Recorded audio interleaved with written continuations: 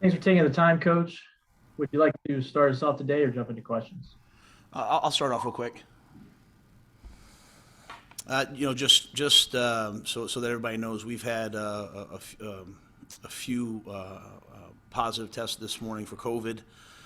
So to spur or to stop a spread of an outbreak, obviously with the Zilstra yesterday and Saturday, and then a couple today, we've sent everybody home. So we'll conduct some virtual meetings, and then hopefully be able to get back in the building on Wednesday. But I just want to make sure I allowed you guys to that information. All right, with that, we can go into questions. And if anyone would like to start us off, the floor is open.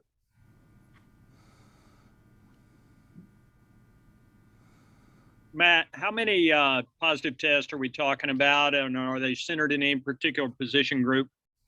I'm not yet sure the total number. We have some guys that are rerunning, so I would say it's somewhat significant, enough that we're going to stem the tide. And yeah, there are some positional errors. I'll probably keep that off the record until they've confirmed everything. But yeah, we are sending everyone home.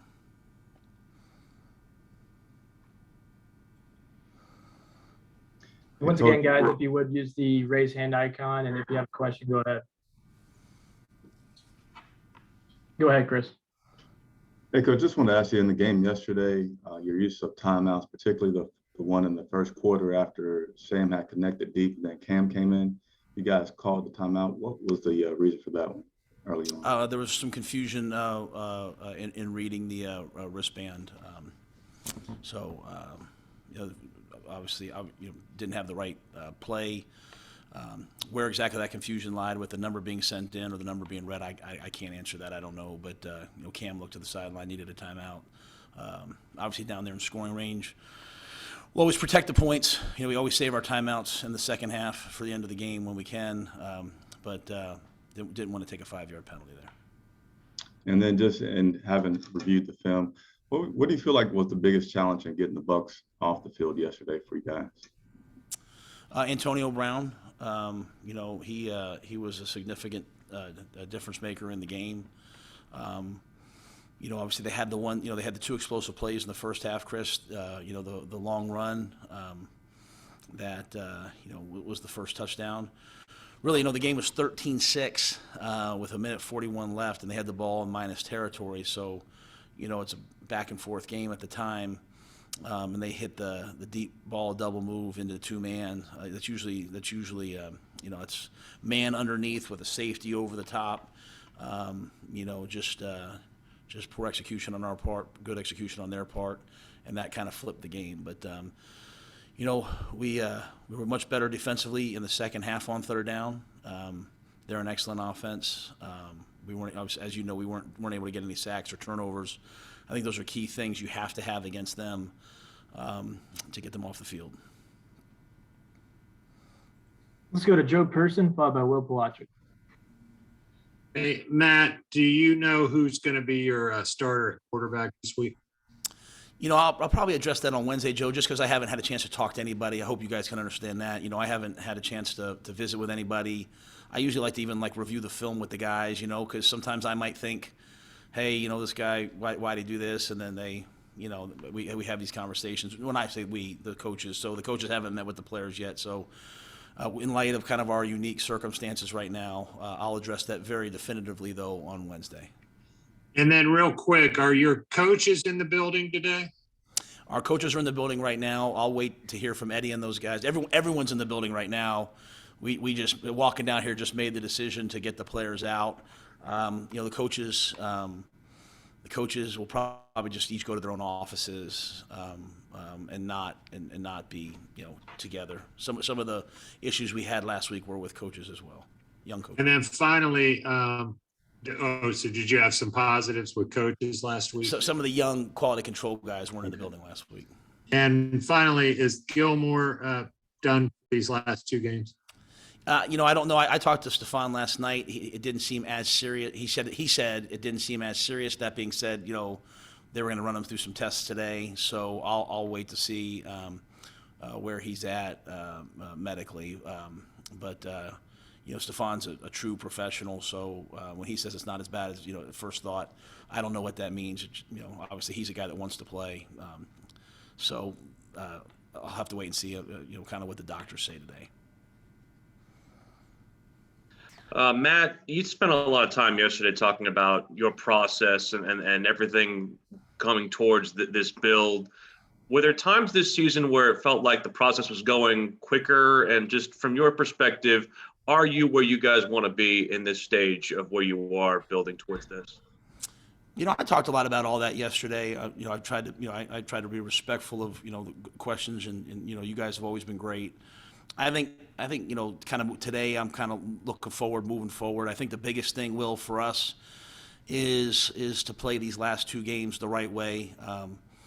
Like I said, I saw some areas, we had a lot of young guys out there, but I saw guys like Shaq Thompson running sideline to sideline. I saw guys like Daquan Jones giving tremendous effort inside.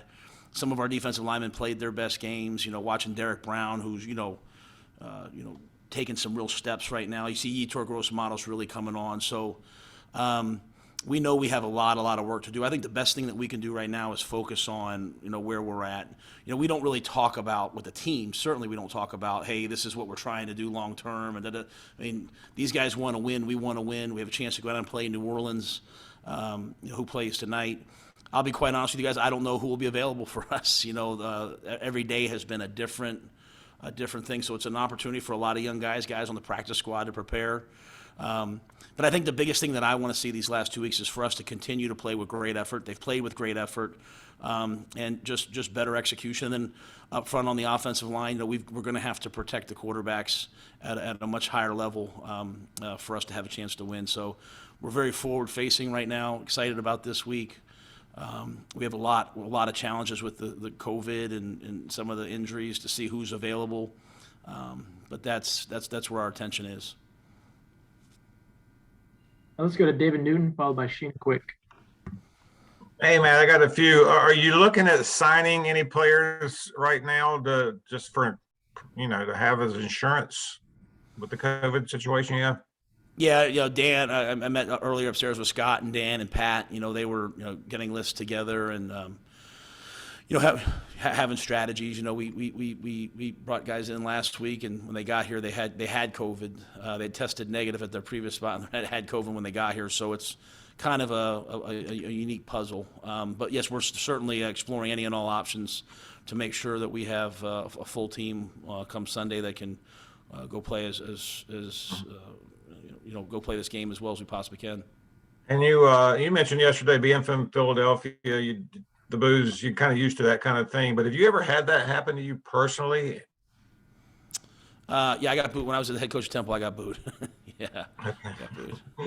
I was curious what that was like for you then and now. Is it getting any easier, or are you just kind of immune to it almost?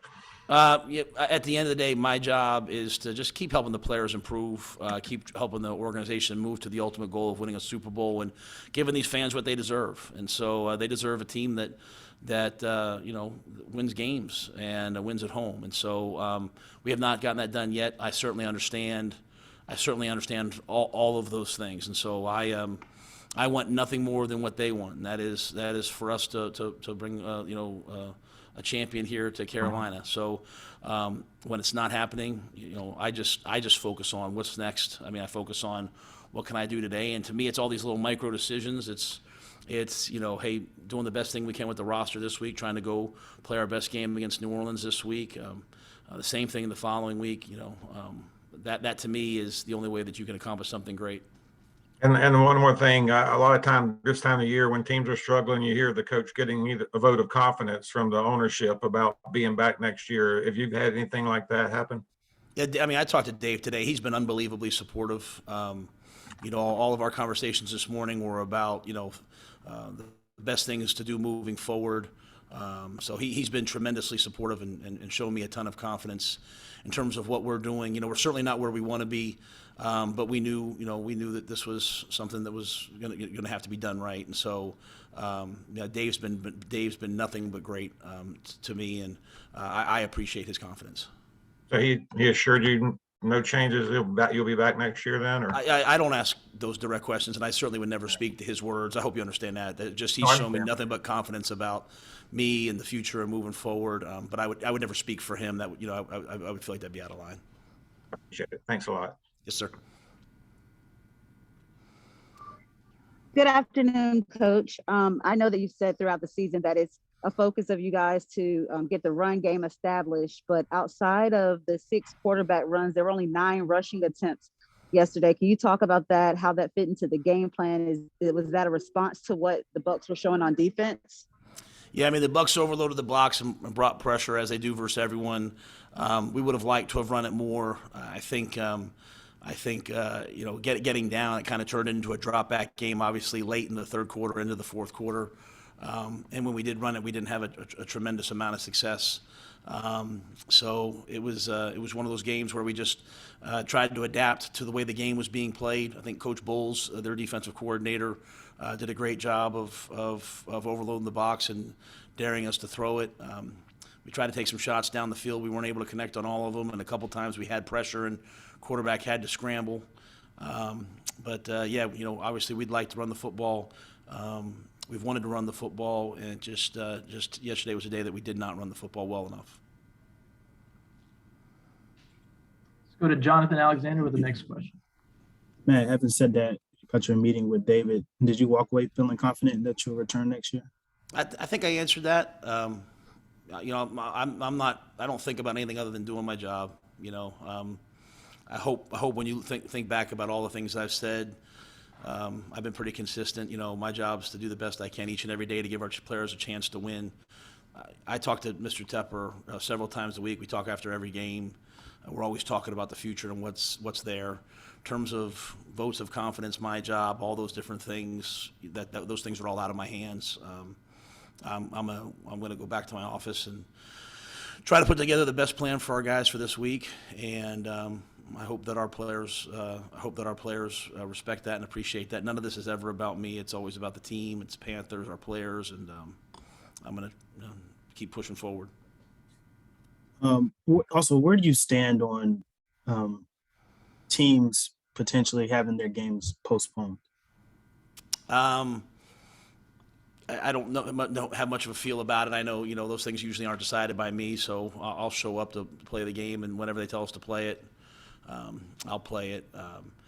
Obviously this is a serious issue. It's kind of, running, rampant, obviously through society and through the league. So, for us, we'll control what we can control, and that's making sure we've had the best roster possible.